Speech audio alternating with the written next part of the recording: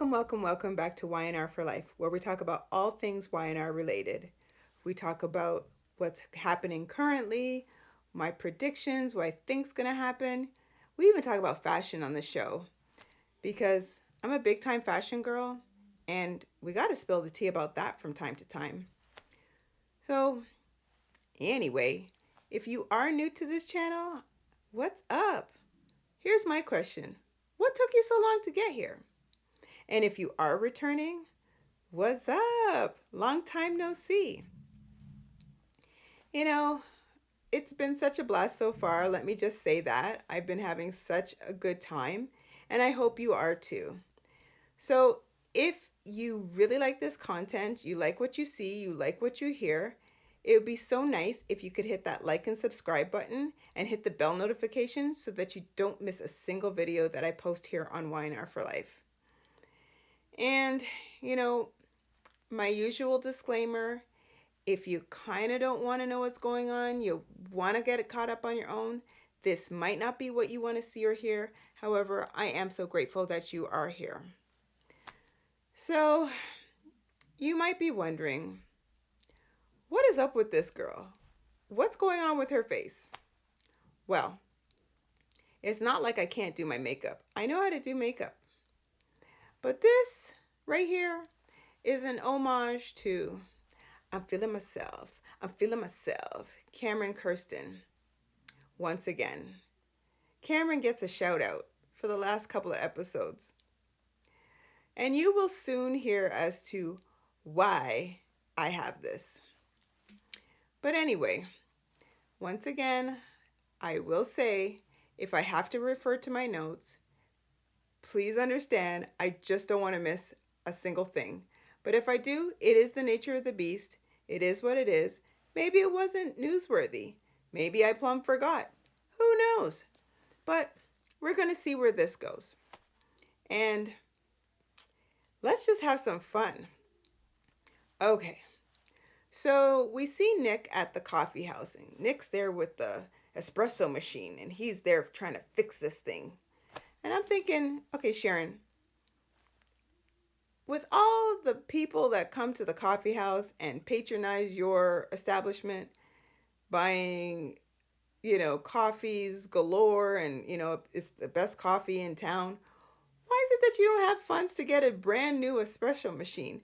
I mean, that thing should be like top notch by now. Over the years, she's always paying someone to fix it. Or there's Nick, Mr. Fix-It Man, again, and on his chest, Nick.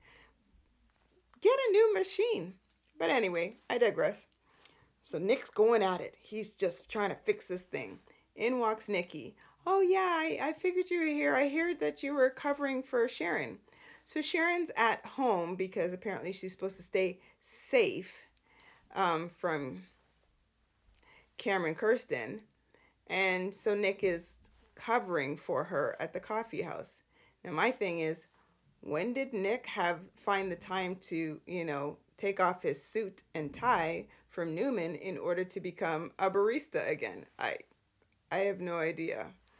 But he's covering for her, and I'm thinking she might have been safer at the coffee house because it's broad daylight. But anything can happen. Who knows? So Nikki's there talking about the discussion that Nick had with Victor, and Nick goes off. He's like, I'm so sick and tired of Dad, talking about Sally. It's just ridiculous. He needs to stay out of my relationship. Unfortunately, people, there was no finger pointing this time from Nicholas, but he sure snapped at Nikki. I mean, like Pac-Man, he snapped at her. And she didn't even bat an eyelash. I mean, in my day, dare I talk back to my mother, that with a quickness, that would have been over. But new age. Anyway, so he's like, Mom, I didn't mean to snap at you. Just a lot going on with Cameron, that idiot being in town, thought we got rid of him. And then, dealing with Sally, it's just a lot, trying to protect Sharon, this kind of thing. And she's like, well, I understand, son, whatnot. And pretty much that was that. Anyway, Nick went back to trying to fix the espresso machine. So I guess nobody's getting any espresso. Anyway, so Devon and Abby, they come traipsing down the condo stairs, talking about little Dominic and how the fact that, oh, Tucker, again, grandfather of the year, oh, Tucker, he took video of Dominic at his music class and, he's just, wee. So you can tell, like, Devon, his little Grinch heart is starting to kind of, you know, get a little porous, where a little love is going in there. And Abby is, yeah, well, I don't know. I want to think that Tucker is, like, again, he's kind of starting to be on the up and up, but should we trust him? This kind of thing. Anyway, um, they kind of didn't know what to do. So apparently they have some sort of plan, the two of them. I, what that plan is, I don't know, but whatever. So pan over to Ashley and Tucker, and they're they are talking about their albeit pending nuptials. Mm, weird, because did they really solidify this? I like they said they were going to get married, but is this been solidified? I don't know. I'm a little confused, but whatever. Again, Laurel and Hardy, aka Tucker and Ashley, Ashley's like, we need to tell Abby and Devon that we're going to get married. So just then, they both get text messages from Abby. And I guess maybe Abby texted Ashley and Devon texted Tucker. I don't know. Don't really care. The fact is, they both got the same text basically stating, meet us at Society in 30 minutes. And yeah, at this point, Tucker and Ashley were at the club having drinks. So then they go and they're like, well, should we accept? Should we go? Like, this seems kind of weird. Like, that it's like a coincidence that this all happened at the same time when we were talking about telling them, and like, I don't know, weird. So they decided to accept. They go to Society and they meet with Abby and Devon. And everything seems somewhat cordial until Ashley is like, yeah, we're going to get married. We're engaged. Well, Abby's whole face just changed. Like, her whole demeanor just went from happy to womp, womp, womp. And it was like, I knew it. I knew you're just trying to use my mother and whatnot. Man, that was a whole big set of mess. I mean, it just went from 100 to 0 real fast. And anyway, at some point in the conversation, Ashley basically sits back and tells Abby, even though Devon is sitting there, that she wants to go to the board at Jabot and ideally oust Jack to save himself from Diane, because Diane is a threat to their company and she was hoping that Abby would support. So she's like, wait, you want to remove Uncle Jack? Like, again, it was a total mess. So we don't know what's really going to go on with that, if she's actually going to follow through with it or not. But there wasn't too much concerning them. It was just more like this big hesitation / small brouhaha moment. Jack and Diane now, uh, again, do I even have to comment on her attire? Let's just move on. So Jack and Diane, they're talking about Diane's potential upgrade of a position at Jabot. So apparently, she has heard that I can't even remember the name of the phantom person who is supposed to be leaving their position soon. And Jack's like, say no more. I think that would be a perfect fit for you. And, Diane's like, wee! And I'm like, okay, Jack, yeah, you might want to check your fiance because she seems just a trifle too giddy for, something that has not occurred as yet. But smiling Jack, he wears his heart on his sleeve and anything is possible where he's concerned. But whatever. So she's like, oh, big hugs, wee! Because she may be recommended for this position that is soon to open up because she said, I just want to, work alongside my fiance. Just be close to my fiance. Because Jack's like, well, what position did you have in mind? Just to be close to my fiance. Okay.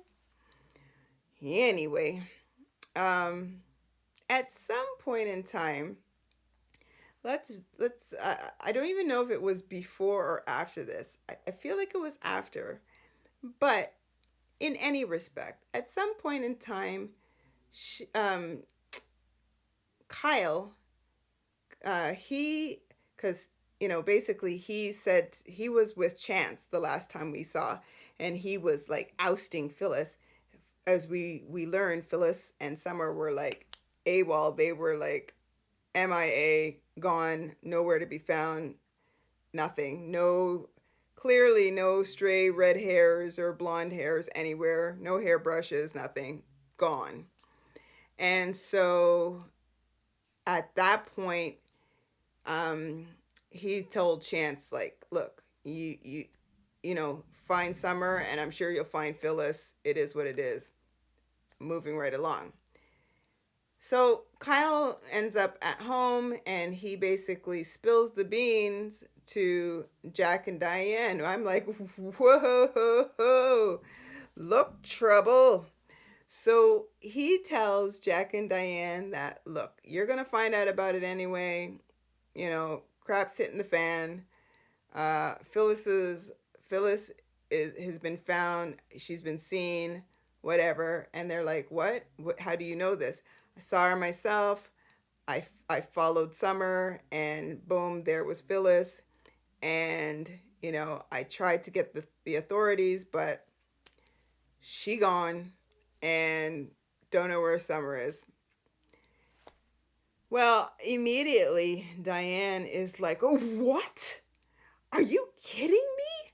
I mean, what is this? Well, and of course, Jack's like fiddling in his breast pocket of his jacket to try and take out the phone to call the police. Again, Chance doesn't stand a chance for anything. Like, I don't know. What are we going to call Chance? Like, he's pretty much, this guy is kind of useless. Anyway, he's just like walking around in circles. He's just like an animal chasing his tail. He doesn't, like, he'll never find it. He doesn't know. He's oblivious, but he likes to sure, sprout off as like he's like the big tough guy. But anyway, so again, Jack and Diane are livid, but then Diane has her moment of, cue the violin music. Doo doo doo. And she's got like a soft spot, for Summer, saying that, even though her mother is cray cray, and the fact that she did this, and again, this is again another reprehensible moment. She's like, think about it, Kyle. What would you do if the tables were turned and it was me? Wouldn't you try at all costs to protect me? So then Kyle just has his, almost like, what was that on The Price is Right? That bump, bump, ba-dum, bum moment where he kind of looks somber and almost regretful that he feels this way concerning his wife. And he's thinking about, like, he's thinking hard that, maybe he shouldn't feel this way towards Summer. Like, he should kind of like tone it down a few notches. But he doesn't say that. You just see this look on his face. So again, Diane is really trying to plead Summer's case because they're ideally trying to make sure that that their marriage doesn't fall apart. Okay, like if I was Diane, maybe I would say the same thing. I had many a moments where with my father that I would have been like, if the tables were turned, Dad, would you do XYZ for me? And, undoubtedly the answer would have been yes, and vice versa. But again, TV land, soapy land, anything's possible. All right. So we'll get back to Summer. We'll get to Summer shortly because Summer is like a whole set of mess. When I say she's a mess, you might as well take a pack of Crayola crayons, melt them down, and just take all that stuff and just throw it in the air. She's like a big wad of like paint splashes. She's just on a white shirt that you didn't want to get dirty. She's just messy. Okay, so we're gonna get back to Summer. Let's talk about I'm feeling myself. I'm feeling myself. Cameron Kirsten. So Cameron, as I don't even know if we can get this out. Which brings me to this. Cameron has clearly beaten his own self up. If anybody has watched the movie Liar Liar and watched what Jim Carrey did to himself with the toilet bowl, I envision that's exactly what Cameron did to himself. So he's got like blood here, blood around his eye, and he's now checking himself in the mirror because that's what Cameron does, just to make sure that, he looks thoroughly beat up. And clearly he has done this because he wants to frame and on his chest Nicholas. Oh boy.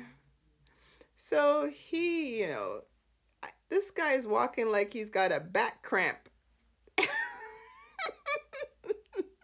Meanwhile, it's just his face, but he's walking like he's got a back cramp. Like, ugh, ugh. And he goes and makes a call to the police station saying, yeah, I'd like to, what did he say? Like, call in or say, or report, sorry, or report an assault. Okay, gotcha there. So, anyway, Chance Chance gets the call, if you will, and he's on the move. He's got to go. So he ends up at the coffee house where Nick's like, again, like he's still with this espresso machine. So he's like, you just couldn't listen. You have a big problem listening, don't you, Nicholas? You don't hear very well, do you? And Nick's like, pardon me? So he's like, you just couldn't leave well enough alone. Didn't I tell you not to get involved with the GCPD and an investigation concerning Cameron? And he's like, okay, and what? So he's like, "Did you did you go to his hotel room?"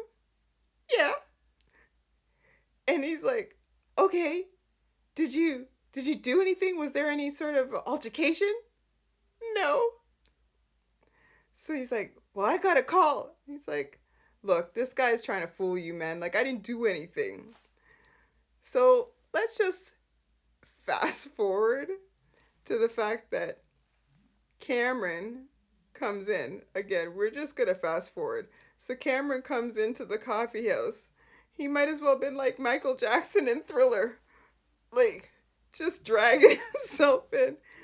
And he's like, Are we gonna, are you just gonna stand here and have like conversation with this guy who assaulted me?" And Nick's like, "What are you talking about?"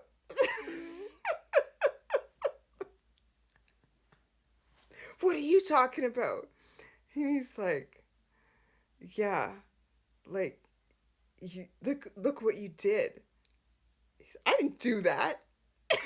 So Chance, my husband likes to call him Quimby. Chance is like, like, "Okay, did you do this?" "I didn't do that," is Nick. Oh, I'm in tears. So he's like, "Did you hit him?" He goes, "Look, I sent him a warning. I didn't hit him. I hit the wall." So Cameron's like, "Well, yes, he did hit the wall, but then he hit my face. That's what he did." So Nick's like, "What?" So then Chance is like, "I'm gonna have to take you in." So he's like, so then Cameron's like, "Take a look at his knuckles." So he's like, "I'm gonna have to see your hands. Can I see your?" So sure enough, dung da dung da dung, red marks. I mean, I'm assuming a night has passed. Couldn't Nicholas have put like some ice on that thing? Bandage up his hand or something? Or maybe the swelling would have gone down overnight if had he had put some ice on it. I don't know. I don't know. But he shows him his, "Oh, I'm going to have to take you down. And I'm going to have to read you your rights." What? So then he puts the cuffs on Nicholas. I'm thinking, you're going to put the cuffs on this dude? Okay. So he's just trying to push him out the door. Okay, now we have left Cameron Kirsten in the coffee shop by himself. Like, really? I didn't see no customers at that point. Just nobody. So he's by himself? Oh, that's a good one. And okay, Chance, you've been trying to find this dude for the longest time. He's right there. What is going on? So Nick gets ushered down to the police station. He's now in, albeit a holding cell. At some point in time, Michael comes to to see Nick at the jail. And, Michael couldn't have been any more chipper. Like, almost, he might as well have said, "Top of the morning to you, Nick. What's up? What's going on? How you doing?" And Nick's like, "Look, this is all a ridiculous mistake. I need to get out of this place." So, anyway, he's like, "No, I think you should stay here, hold tight for at least an hour." Kind of doesn't warm the heartstrings there, Michael, but okay. He's like, "I think this is the best place for you." So he's basically calling Nick a hothead as well. Might as well call him Slick. So anyway, yeah. Michael leaves and Nick is still in holding. Fast forward to Victor. Victor's like, gets off the phone with whoever. He's like, "This is ridiculous. And, Nick shouldn't be in jail." So clearly he knows that Nick is in jail. and he's at this point he's at Newman, and he's there with Nikki, and he's like, this is just ridiculous. So Nikki, sorry, she ends up trying to kind of detour him or change the subject. And I'm thinking, okay, Nikki, your son's in jail. Shouldn't you seem just a trifle bit more concerned that your son is in jail? But okay, whatever. So she basically, as I said, she's trying to kibosh that conversation and move on to greener pastures, if you will. And Victor's like, I know what you're doing. I know what you're doing. But this is just an outrage. And, Michael needs to get him out. So she asks, Victor again, he agrees and he changes the subject at this point. And he asks Nikki, let me talk to you about Nate Hastings. How is he doing? And Nikki's like, well, actually, he's doing really well. His ideas are really good, and he's stepping up to the plate. He's actually a welcome addition, basically, is what she's saying. And he's like, interesting. Pan over to Slimy Nate and Victoria, who are sitting at the bar at the club, and they are having their ridiculous conversation. And it was like, oh, didn't you like our discussion up in the suite, in the executive suite? Oh, yeah, it was quite exhilarating. Oh, yeah, that's some of my best work. Meh. Ugh. I'm just like, can we just like fast forward this stuff? Like, they're just, bleh. Like, where's Elena? Elena, where are you? Come back.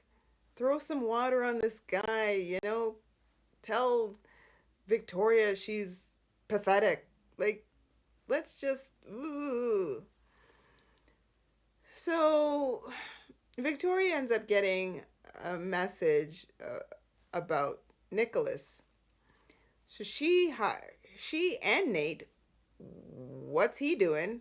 But both of them end up toddling off to Newman Towers, which in my head is across the street from the club, maybe kitty corner to the coffee house, and adjacent to Jibbo. This is just my thought process, and somewhere in between there is the park. But I digress. So they go into the office. Nate's like, you're not important, my friend. You're not. Why are you there? So she hears, about Nicholas, and she's like, really, like, I don't like the fact that he has been arrested, but, especially with Cameron, he is much like what Nikki said, human garbage. Like, he's just not a good guy, a very, very, very bad man. And but at the same token, here's Victoria saying, well, I think it's going to be bad publicity for Jabot. Sorry, for Newman, that Nick is in jail. And yeah, I'm thinking that I'm going to ask Nick to take a leave of absence. Mm-hmm. Victor's like, I don't feel that's necessary.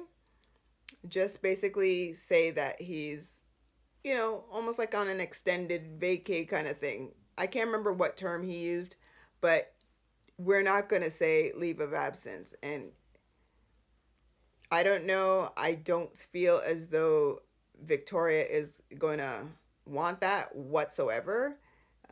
Because, hothead Victoria, Miss, I'm all about the power. That's not going to fly for her. And she's got visions of Nathaniel all up in her brain. So sorry, Nikki, she basically is like, so what is it if, Nick is not in this position? Are you feeling like you're going to try and promote Nate? And she kind of is like, looks off to the side. And then eventually she's like, I wouldn't have a problem promoting Nate to Nick's position. Well, let's fast forward, shall we? So Nate is at, um, where was he at? Society? Yes, he was at Society with Audra. And the two of them were having their little conversation, if you will, about Nate potentially, getting a higher up position. And the fact that their plan is, almost like it's coming to fruition. Just then, there is Victor, who just happens to come in, and he sees the two of them toasting, if you will, the fact that their plan is in action. Now, I don't know if he heard anything because, these people are not quiet. But he just was like, huh, interesting. Well, of course, they toddle off, but they toddle off the opposite way so they don't see Victor. And so Victor's like, interesting. Man, Nate, you are going to get so busted. And I can't wait. I cannot wait for you to get busted. It's been a long time coming. And Audra, I don't like you anyway. So you're dispensable. You can go. So Victor ends up being at Society because, let's backtrack a bit, and he was there because of Summer.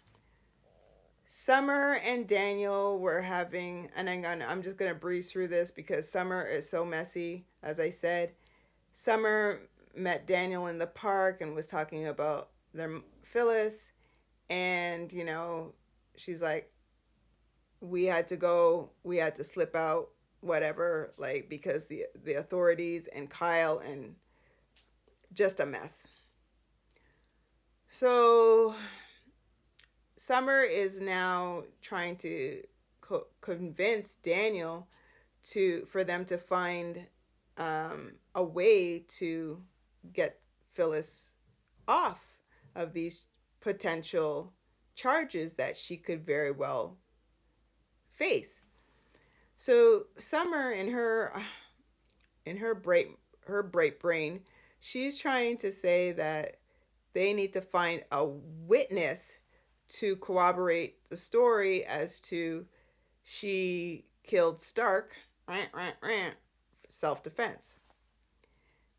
Worst case scenario, they need to find, what was that guy's name? Marcus, whatever his name was. I can't remember.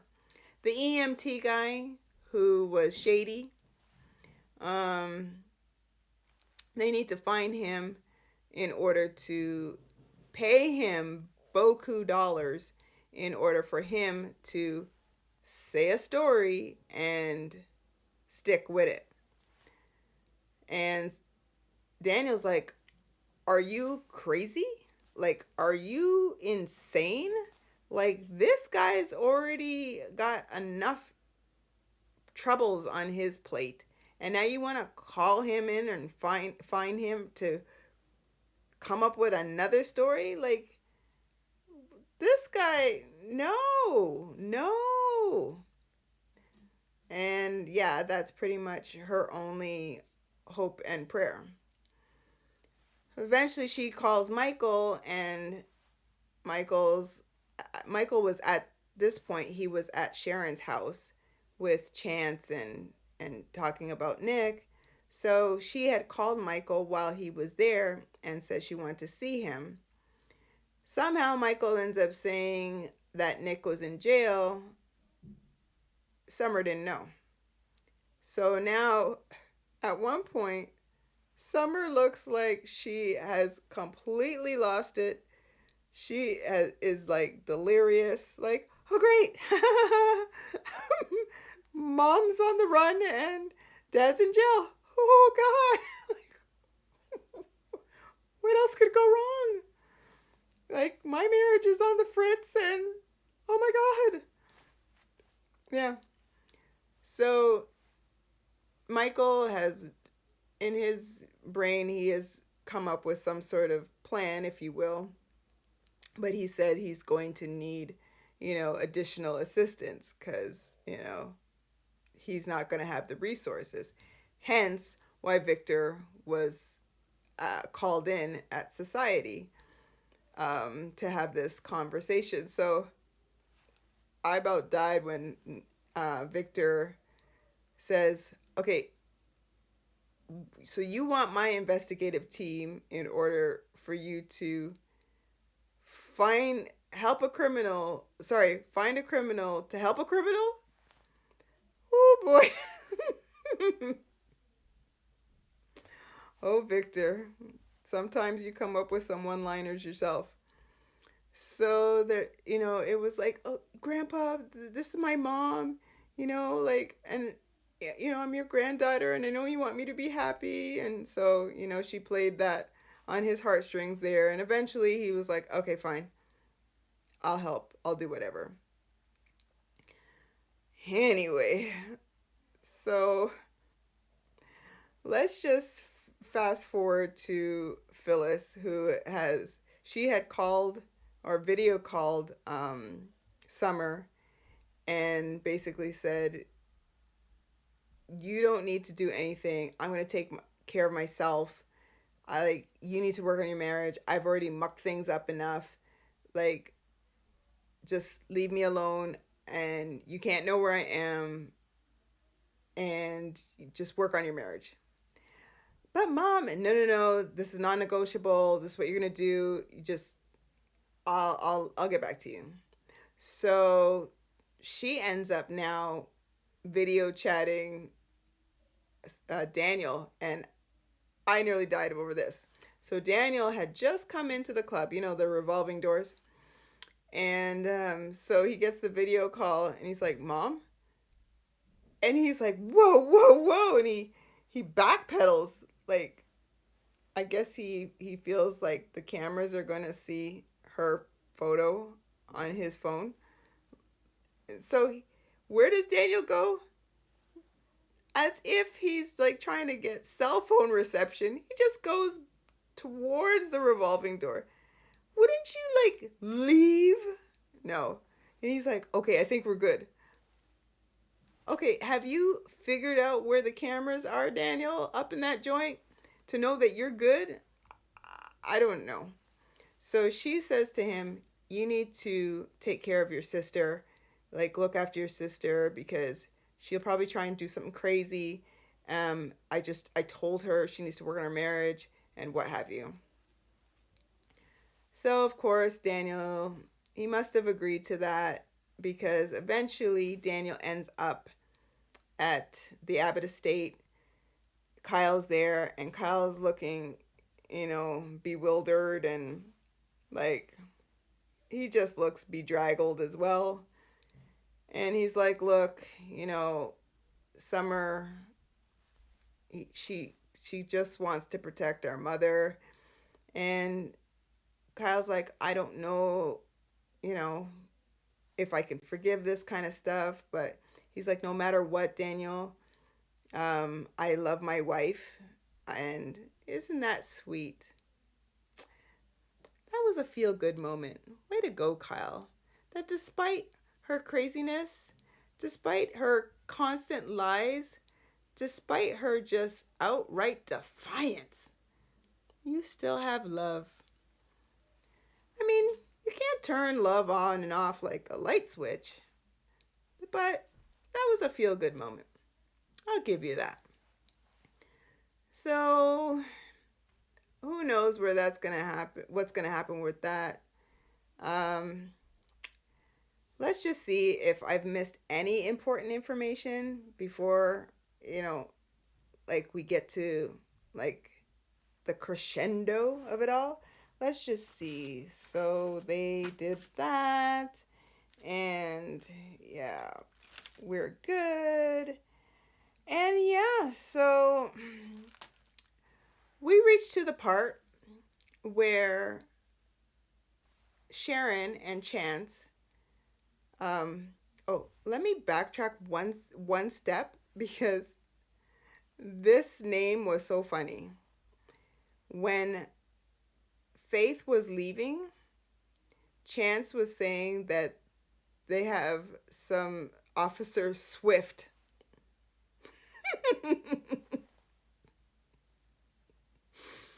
Officer Swift was supposed to escort Faith on the plane. Officer Swift. Isn't that funny? Where Chance is not Swift at all. But anyway, back to the good part. So Chance and Sharon are still at Sharon's place, and they're having their feel good moment, and Sharon had laughed, and he was always so good to see you laugh again, and yeah, they were having a feel good moment. Just then, I guess it was a light bulb moment for Sharon. She gets up from where she was sitting on the couch, and she goes over to her phone, and she's like, "Wait a second, hold up, wait a minute. I should have heard by Faith. I should have heard her by now." And he's like, "Calm down, Sharon. Who knows? Anything's possible." She's like, "No, no, no. My daughter would contact me just like she said she would. Like no ifs, ands, or buts about it. She would do it, whatnot." So anyway, she doesn't hear from Faith at all. So just then, Detective Chancellor, he's hot on the tip. So I'm gonna make a call. Bam, bam, bam, bam, bam. He calls. And he's like, "Look, I need to find out if Faith Newman was on whatever flight, blah blah blah blah blah blah blah, you know, whatever the flight manifest." Next thing you know, he's like, "She wasn't on the plane." Cue the Niagara Falls waterworks for Sharon, who I feel she and Nikki run neck and neck as some of the greatest criers on Soapland. Like, Nikki takes top spot, but Sharon comes in my head as a close second. And she's like, like,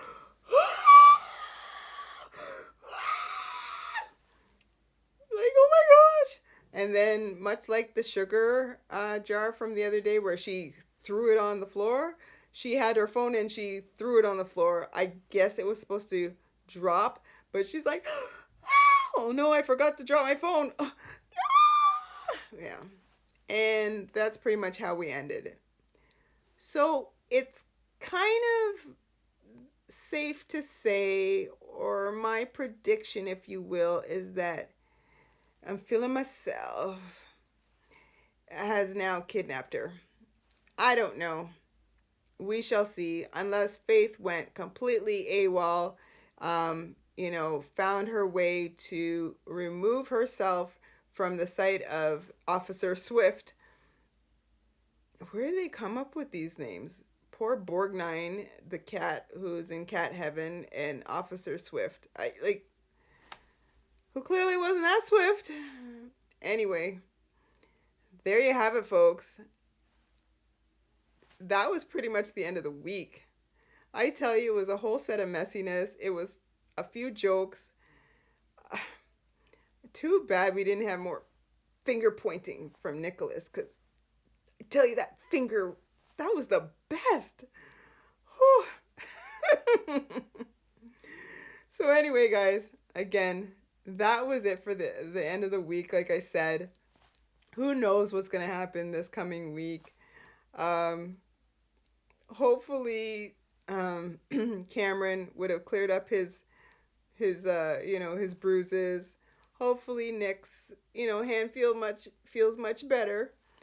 And I'm really hoping they find Faith, because she's been through a lot already for her young years. And yeah. So, like I said, if you like this type of content, you like what you see, you like what you hear, it would be so nice if you could hit that like and subscribe button and hit the bell notification so that you don't miss a single video that I post here on Y&R For Life.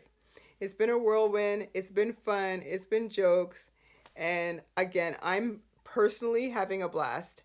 And I thank you all for sticking with me.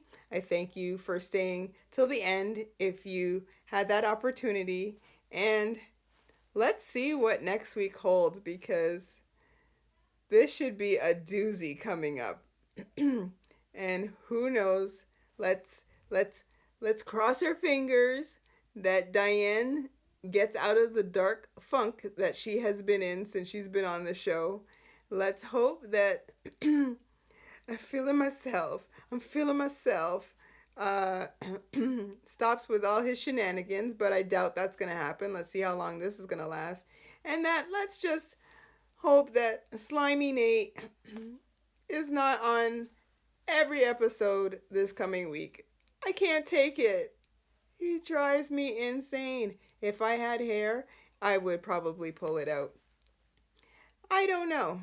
Or maybe not. He's not that important, I guess. But he drives me nuts. He drives me nuts. So you guys take care. Thanks again for watching, and I'll see you next time.